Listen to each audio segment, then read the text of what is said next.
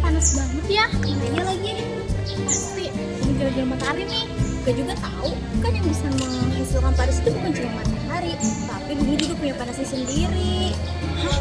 Bumi bisa menghasilkan panas? Iyalah, bisa. Iya, udah tahu segini masih nggak tahu. Malah bumi itu punya energi yang namanya geothermal. Nah, geothermal ini bisa diperbaharui loh. Gimana caranya? Ayo sini masuk ke museum ini, aku jelasin.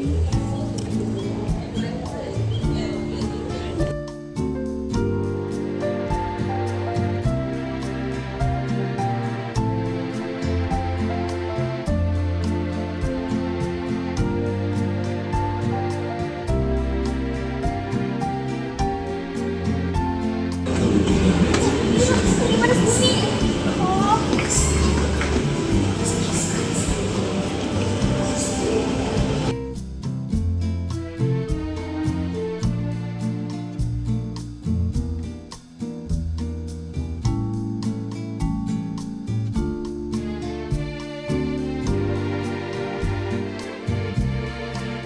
Jadi, panas yang kita alami sekarang ini terjadi karena adanya sisa-sisa panas yang dihasilkan dari pembentukan bumi dan peluruhan unsur-unsur radioaktif dari dalam inti bumi. Ini juga bisa dibilang sebagai energi panas bumi loh. Ketika panas dari kerak bumi memanaskan air yang meresap ke dalam tanah, air tersebut dapat berubah menjadi uap dan naik ke permukaan. Uap ini dapat dimanfaatkan untuk menggerakkan turbin yang kemudian menghasilkan listrik.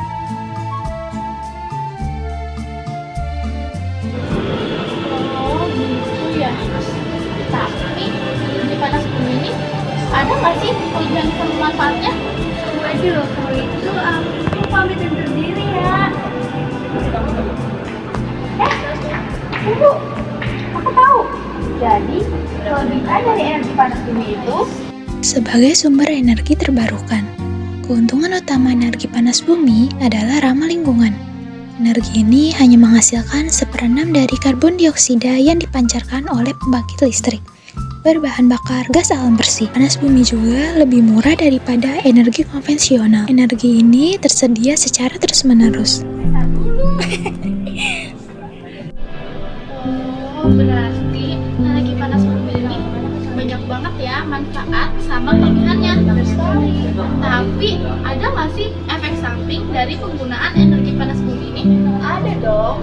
Kekurangannya itu adalah Produksi terbatas pada area dekat batas lempeng tektonik. Selain itu, beberapa lokasi mungkin mendingin setelah puluhan tahun digunakan. Pembangkit listrik tenaga panas bumi dapat melepaskan hidrogen sulfida, gas yang baunya seperti telur busuk. Beberapa cairan panas bumi mengandung bahan beracun dalam kadar rendah yang perlu dibuang.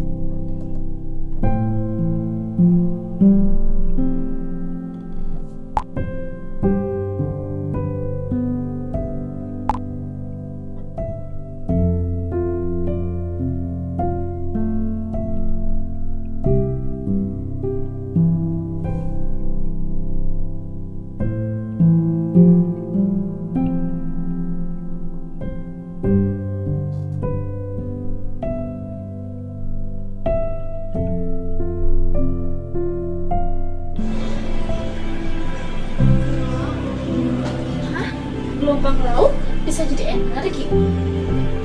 Iya, gimana ya?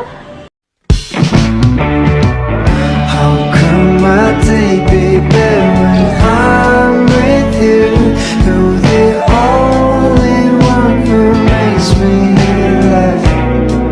So how can my day be bad? It's a day for you.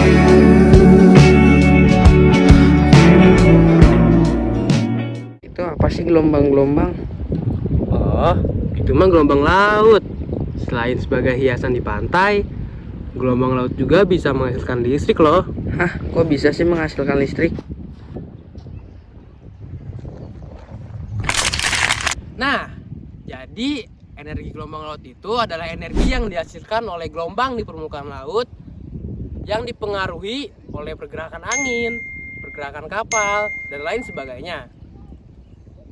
Gelombang ini membawa energi kinetik dan energi potensial yang kemudian dimanfaatkan untuk dijadikan listrik. Listrik ini akan digunakan untuk keperluan lainnya.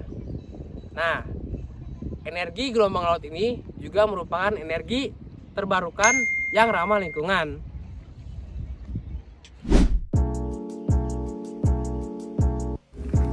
Proses pembentukan energi gelombang laut. Gelombang laut terbentuk oleh angin yang bertiup di atas permukaan laut. Kecepatan dan durasi angin memengaruhi besar kecilnya gelombang yang terbentuk. Saat angin bertiup, ia memberikan energi kepada air laut, menciptakan gelombang yang bergerak. Semakin kuat dan semakin lama angin bertiup, maka semakin besar pula energi yang ditransfer ke air. Teknologi yang digunakan untuk menangkap energi gelombang laut seperti turbin atau perangkat pelampung mengubah gerakan gelombang menjadi energi mekanik. Gerakan mekanik yang dihasilkan oleh gelombang selanjutnya diubah menjadi energi listrik melalui generator. Nah, kalian sudah tahu kan bagaimana proses terjadinya energi gelombang laut sampai menjadi energi listrik. Lalu ada apa aja sih manfaat energi gelombang laut? Salah satunya adalah yang pertama adalah sumber energi terbarukan. Manfaat energi gelombang laut. Sumber energi terbarukan. Energi gelombang laut tidak menghabiskan sumber daya alam yang terbatas, sehingga dapat digunakan dalam jangka panjang. Yang kedua, mengurangi emisi karbon. 2. Mengurangi emisi karbon. Menggunakan energi gelombang laut dapat mengurangi ketergantungan pada bahan bakar fosil yang mengurangi emisi gas rumah kaca. Yang ketiga, potensi energi yang besar. 3. Potensi yang besar. Gelombang laut memiliki potensi energi yang sangat besar dan dapat menghasilkan energi secara konsisten karena gelombang hampir selalu ada di laut. Yang keempat, daya tahan. 4. Daya tahan. Pembangkitkan energi melalui gelombang laut dapat berjalan selama 24 jam sehari karena gelombang laut terus bergerak, berbeda dengan sumber energi terbarukan lain yang bergantung pada kondisi cuaca. Energi gelombang laut juga memiliki kelebihannya loh. Di antaranya yaitu yang pertama, sebagai energi terbarukan. Energi gelombang laut tidak akan habis selama masih ada laut dan gelombang yang menjadi pusat dari energinya. Yang kedua, ramah lingkungan. Karena energi gelombang laut tidak menghasilkan polusi atau emisi sehingga tidak merusak lingkungan. Yang ketiga, ketersediaan yang konsisten.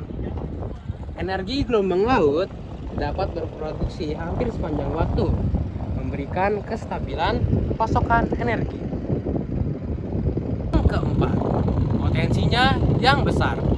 Energi gelombang laut memiliki potensi yang besar karena menghasilkan energi yang sangat besar, terutama untuk negara-negara kepulauan yang memiliki banyak laut. Sebelumnya kalian sudah mengetahui kan kelebihan dari energi gelombang laut. Dan sini saya akan menjelaskan tentang kekurangan dari energi gelombang laut. Yang pertama, biaya investasi yang sangat mahal. Ini merupakan salah satu kekurangan utama karena teknologi ini masih dalam tahap pengembangan dan memerlukan investasi yang sangat besar untuk riset, pembangunan, serta instalasi sistem energi gelombang laut. Yang kedua adalah dampak lingkungan lokal.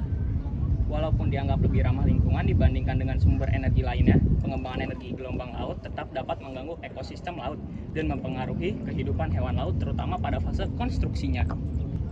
Yang ketiga adalah ketergantungan pada cuaca. Ketergantungan terhadap cuaca atau kondisi laut adalah masalah utama karena energi yang dihasilkan dapat bervariasi tergantung pada intensitas dan frekuensi gelombang laut yang dipengaruhi oleh cuaca.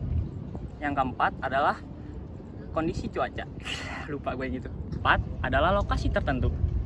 Penggunaan energi gelombang laut terbatas pada daerah dengan gelombang laut yang cukup besar dan kuat, sehingga tidak semua negara dan wilayah pesisir dapat memanfaatkan secara maksimal.